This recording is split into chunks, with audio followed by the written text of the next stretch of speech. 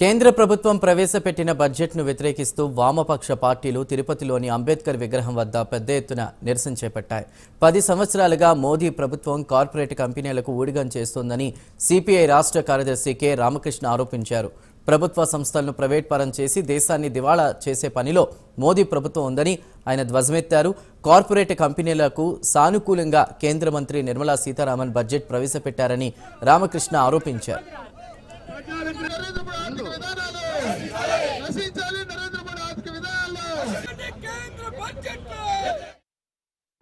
కార్పొరేట్లకు అనుకూలంగా ఊడిగం చేస్తూ వారి ఆస్తులు పెంచే పద్ధతుల్లో ఆర్థిక విధానాలు రూపొందించి బడ్జెట్లు ప్రవేశపెడతా ఉన్నారు తప్ప సాధారణ మానవులు పట్టించుకోవడం లేదు.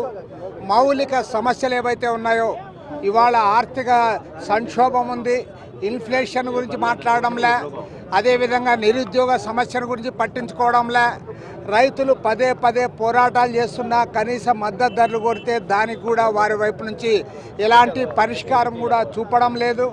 పైగా ఇవాళ 100% ఎఫ్డిఐల పేరుతో ఇవాళ దాన్ని అనుమతించడం వల్ల భారతదేశంలో అనాదిగా లక్షల కోట్ల రూపాయల సంపద కలిగిన ఏవైతే ఇన్సూరెన్స్ కంపెనీలు ఉన్నాయో ఆ కంపెనీలన్నీ కూడా ఇవాళ సామ్రాజ్యవాదుల చేతుల్లోకి, గుత్త పెట్టుబడిదారుల చేతుల్లోకి పోవడానికి అవకాశం ఏర్పడింది.